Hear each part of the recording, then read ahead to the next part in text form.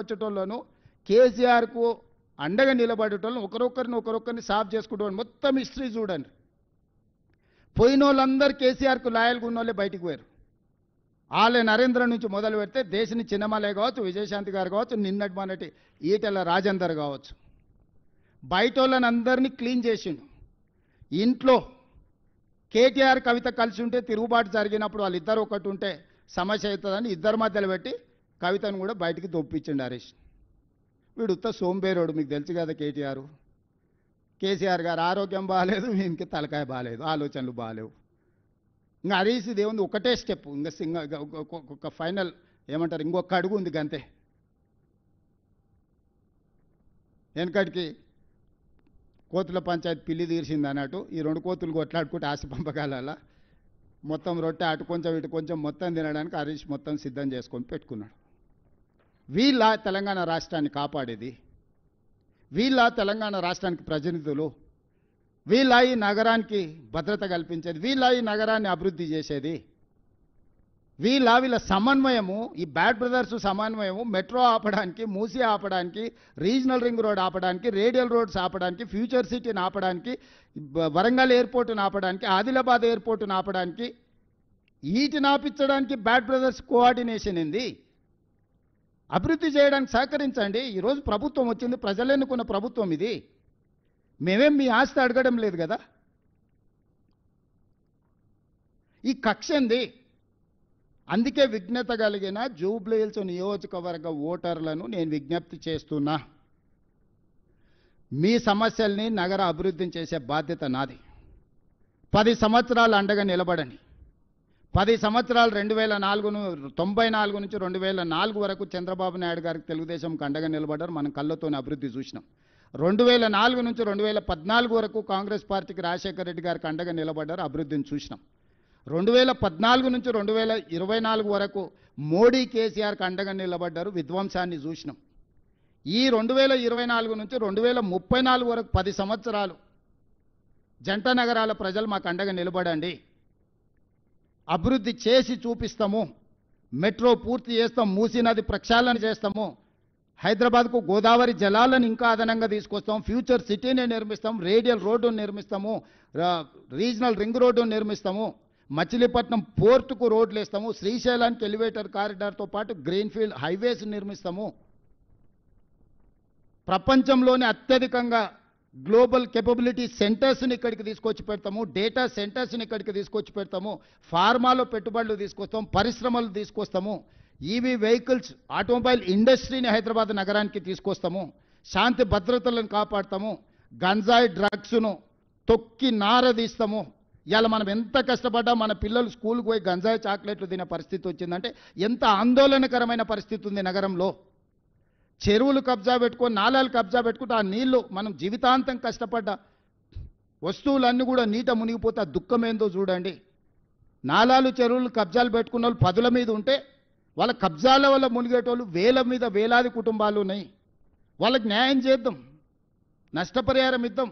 చెరువులు ఆక్రమించుకున్న వాళ్ళు లేకపోతే నాలాలు ఆక్రమించుకున్న వాళ్ళు పేదోళ్ళు ఉంటే, బలిసినోడు ఉంటే పగులుతుంది, పేదోడు ఉంటే ఆదుకుందాం. రాండి, ఒక ప్రణాళికబద్ధంగా అసెంబ్లీలో చర్చ పెడదాం, ఒక ప్రత్యేకమైన చర్చ తీసుకుందాం. హైడ్రా మీద, ఈగల్ ఫోర్స్ మీద, రెండింటిని ఎప్పుడు చెప్తే అప్పుడు పెడతా సెషన్స్, నిర్దిష్టమైన చర్చ చేద్దాం. మీరు మొత్తం చెప్పండి, మేము చేస్తున్న తప్పులేమనుంటే తీసుకురండి, సరిదిద్దుకుందాం, సవరించుకుందాం. మేము చేస్తున్న మంచి పనులు మొత్తం వివరాలు తీసుకొస్తా. అంతర్జాతీయ స్థాయికి రోజు విస్తరించాలి, పోటీ పడాలి అనంటే అభివృద్ధికి సహకరించాలి. ఇప్పటి వరకు కౌన్సిలరు, కార్పొరేటర్లు, ఎమ్మెల్యేలు, ఎమ్మెల్సీలు, ఎంపీలు, రాష్ట్రం, కేంద్రం బీజేపీ బీఆర్ఎస్కే ఇచ్చారు. ఈ ఒక్కసారి మాకు అవకాశం ఇవ్వండి. నవీన్ యాదవ్ యువకుడు, ఆ పిల్లగాడు అక్కడనే పుట్టిండు, అక్కడనే పెరిగిండు. ఆ పిల్లగాడిని రౌడీ అని మాట్లాడుతారు. ఎవడా దీపావళి పండుగ రోజు గంజాయి కొట్టేటోడు రౌడీ అవుతాడా? గల్లీల పేదోళ్ళకి అండగా నిలబట్టోడు రౌడీ అవుతాడా? 10 ఏళ్ళ సినిమా హీరోల గెస్ట్ హౌస్లలో నువ్వు ఎట్లా గడిపినావో లోకానికి అంతే తెలుసు. ఎప్పుడైనా సినిమా కార్మికుల గురించి ఏ రోజు అని పిలిచి మాట్లాడినవా? ఈరోజు మా ప్రభుత్వాలను పిలవడం, మాట్లాడడమే కాదు, లైఫ్ ఇన్సూరెన్స్, జీవిత బీమా, ఆరోగ్య బీమా, వాళ్ళ పిల్లల చదువులకు కావాల్సిన ప్రణాళికలు, రేపు సినిమా టికెట్ల ధరలు పెంచితే 20% వాళ్ళకు వెల్ఫేర్ బోర్డుకి ఇస్తేనే సినిమా టికెట్ల ధరలు పెంచుతానని నేను మాట ఇచ్చిన. ఈరోజు చిత్రపురి కానీ ఫిలిం నగర్ కానీ మేము కట్టినాయి కాదా, మేము ఇచ్చినాయి కాదా? ఈరోజు సినిమా ఇండస్ట్రీ 1964లో నంది అవార్డులు మేము మొదలుపెట్టినాం కళాకారులను ప్రోత్సహించాలి. 10 ఏళ్ళు నువ్వు బంధు పెడితే మళ్ళీ గద్దరన్న పేరు మీద అవార్డ్స్ ఇచ్చింది మేం కాదా? ఈరోజు నంది అవార్డ్స్ నుంచి ఆస్కార్ అవార్డు వరకు తెలుగు ఫిల్మ్ ఇండస్ట్రీ విస్తరించిందంటే దానికి కాంగ్రెస్ కారణం కాదా?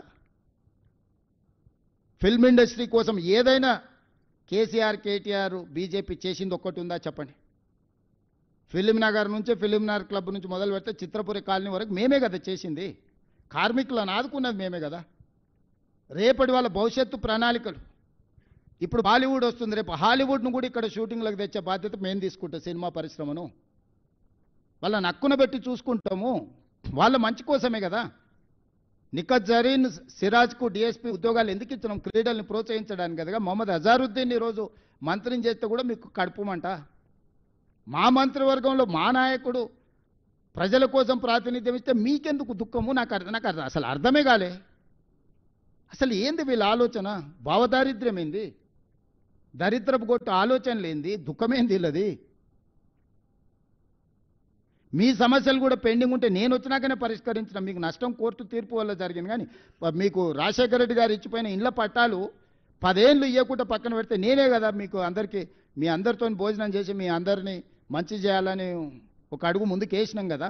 రేపు భవిష్యత్తులో కూడా మీకోసం ఏదైనా మంచి చేయాలని, ఎట్లా దాని నుంచి బయటపడాలని చూస్తున్నాం కదా. మీ మంచి కోసం కూడా ఆలోచన చేస్తలేమా? పెద్దలు శ్రీనివాసరెడ్డి గారిని మీ తరఫున పెట్టలేదా?